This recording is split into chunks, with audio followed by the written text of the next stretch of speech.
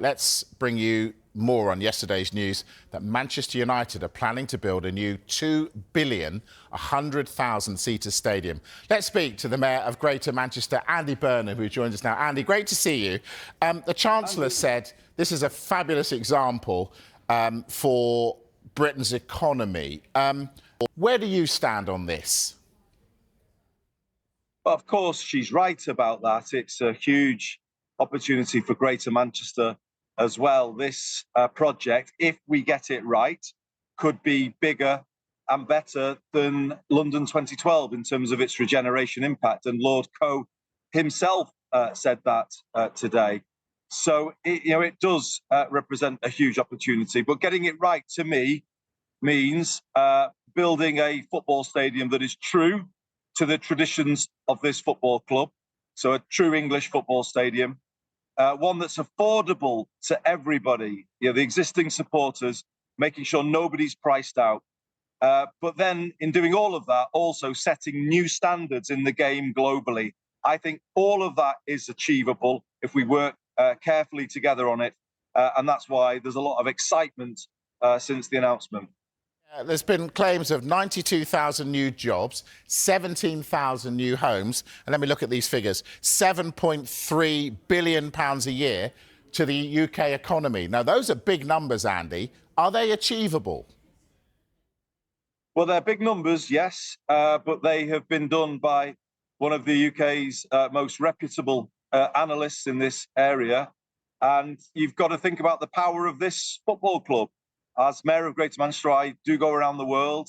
People want to talk about Manchester United, everything that's going on at Manchester United. It's a name known the world over. And obviously the visitor numbers to our city region, I think, would skyrocket if Manchester United managed to pull off the building of the finest stadium in world football. And that certainly is achievable. I would want to make one thing really clear through this interview.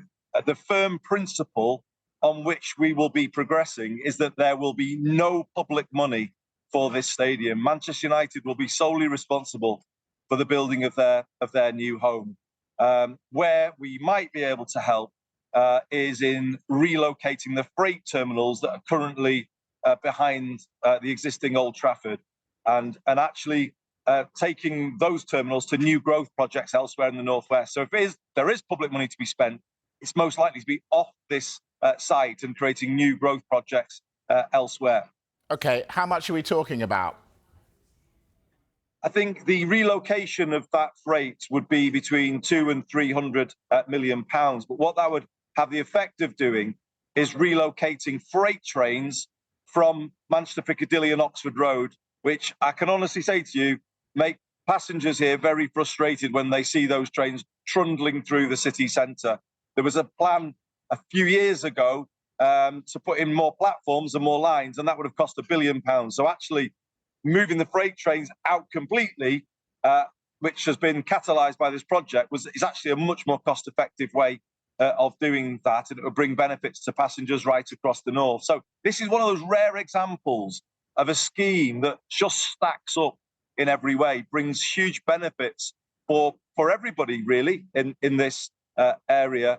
And I think when people hear a clear statement from me, no public money for the stadium, I hope support will rise. If people had doubts about that, I'm making it unequivocally clear this evening, there will be no public money for the stadium. You've certainly done that, Andy. Listen, we're running out of time, but I just want one more quick answer, if I may. United, £1 billion in debt. Are there no worries of jumping into a bed with an organisation like that? It's not about jumping into bed, is it? It's about, working with a big partner in our city region in the same way that we work with Manchester City. These are the biggest institutions in our city region with the greatest economic and social power. And if you help this club with all of its recognition around the world, and you give them a stadium of 100,000, they can massively increase the revenue that they bring in, not just Andy, on a match day, but every day. I'm so sorry, I've got to interrupt, but thank you so much for joining us. We really appreciate it. You're welcome. You're welcome. No problem. Thank you.